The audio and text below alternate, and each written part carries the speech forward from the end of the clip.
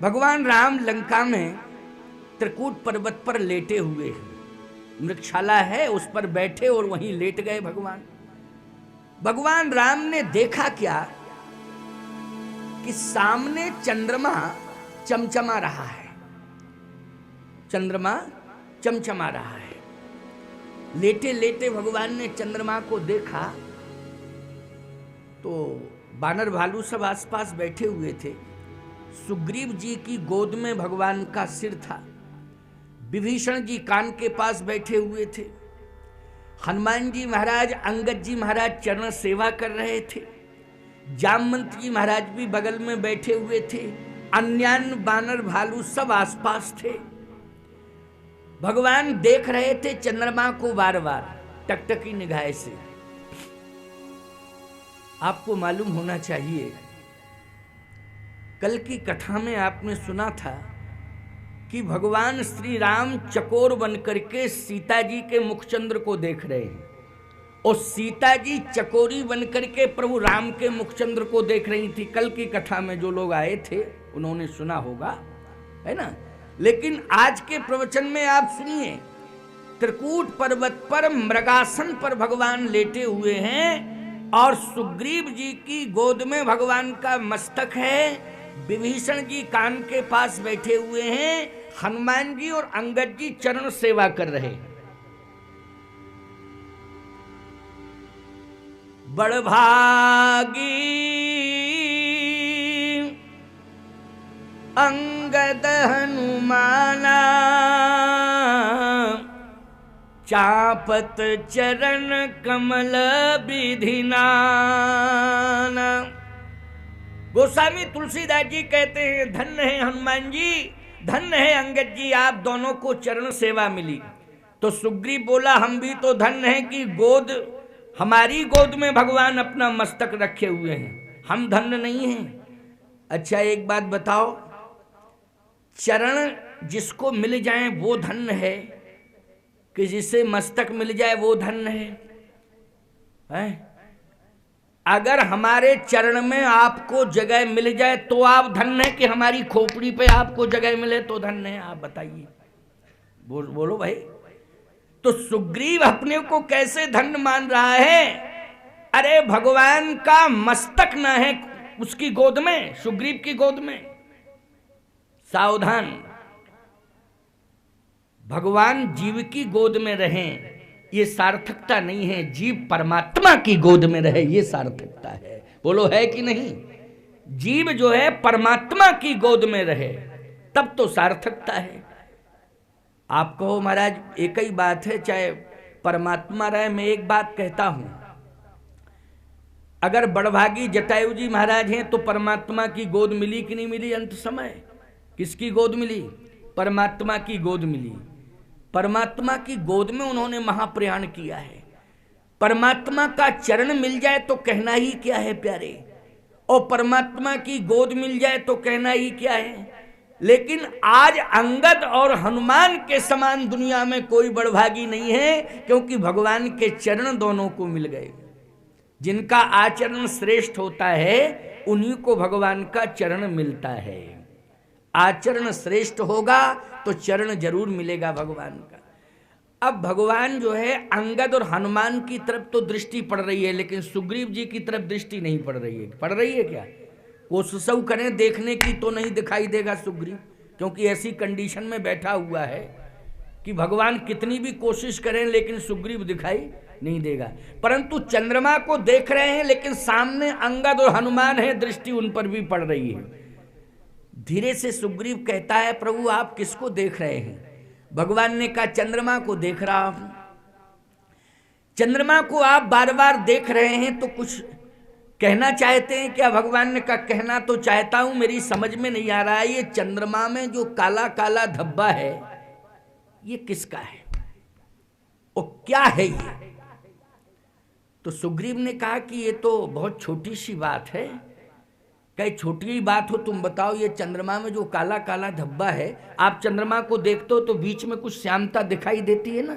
श्यामता दिखाई देती है। देहातों में पता नहीं लोग क्या क्या कहते हैं। कोई कहता है बुढ़िया बैठी बैठी चरखा काट रही है, वहां बुढ़िया पहुंच गई हैं? बड़े बड़े वैज्ञानिक पहुंचने में जाने कितनी कोशिश किए चंद्रमा पर, कहते हैं कि हम चंद्रलोक तक गए और चंद्रमा का पता लाके भूलोक में आ गए। अब पता नहीं गए कि नहीं गए, कहां से लौट के चले आए, क्या कह दे मैं, लेकिन कहते हैं भाई तो मान लेते हैं चलो। लेकिन सत्यता तो यह है कि वो चंद्रलोक की बात करते हैं। मैं कहता हूं अमेरिका के लोगों, तुम कहते हो कि हमारी क्षमता है, हम चंद्रलोक तक पहुंच सकते हैं और चंद्रलोक से चंद्रमा का पता लाके भूलोक में दे सकते हैं। वहां की नारियां भी कहती हैं कि हमारी ये क्षमता है कि हम वैज्ञानिक बन के चंद्रलोक तक पहुंची हैं और चंद्रमा का पता लाके भूलोक में दे दिया है। अरे मैं कहता हूं कि तुम्हारे देश की नारियां केवल चंद्रलोक तक पहुंच सकती हैं, चंद्रमा का पता लाके भूलोक में ला सकती हैं, लेकिन हमारे देश की नारी तो भूलोक से जाती है, यमलोक में पहुंचती है, यमराज की चौखट से अपने पति के प्राण को वापस भूलोक में लाती है। बोलो भाई, चंद्रमा का पता लाना भूलोक में उतना महत्वपूर्ण नहीं है, यमलोक से पति के प्राण वापस कर लाना, बोलो ये महत्वपूर्ण है कि नहीं? और आप सबको मालूम है ऐसी महान पतिव्रता थी कि नहीं थी? कौन? सावित्री जी। सावित्री जी एक बार नारी ने, कैसी कैसी नारियां हुई हैं हमारे भारत में।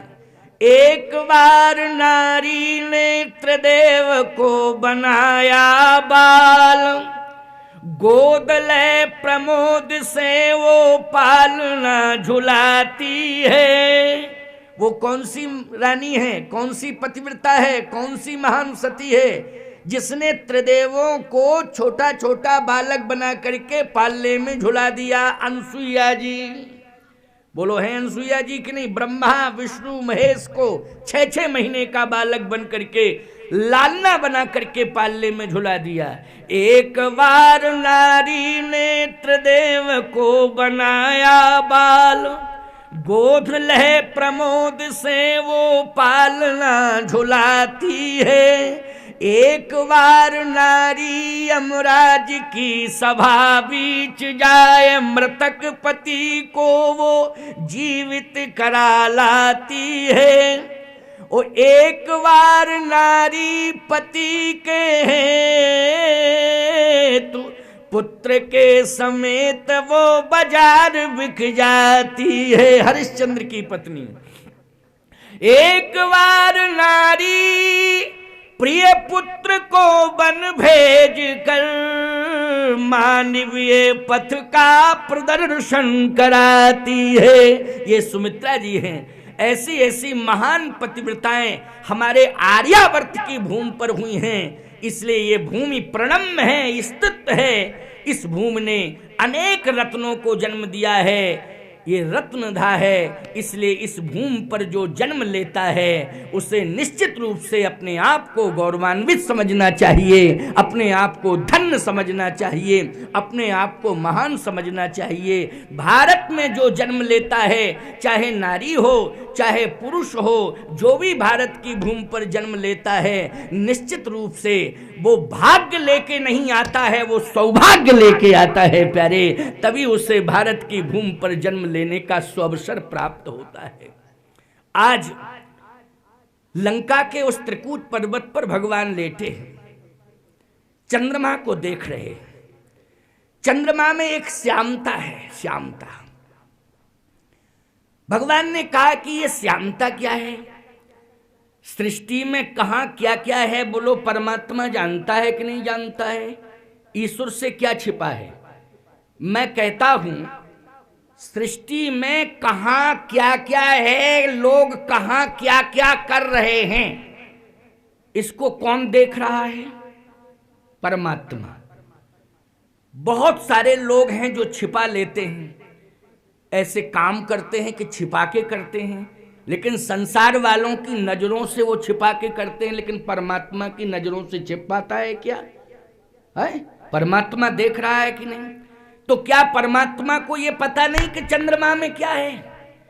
सूर्य और चंद्र हाजिरी देते हैं, बोलो देते हैं। परमात्मा के अधीनस्थ है ये सूर्य चंद्र, आदि आदि सभी। लेकिन आज परमात्मा को ये पूछने की जरूरत पड़ गई कि चंद्रमा में क्या है श्याम वर्ण का, ये धब्बा क्या है काला काला धब्बा।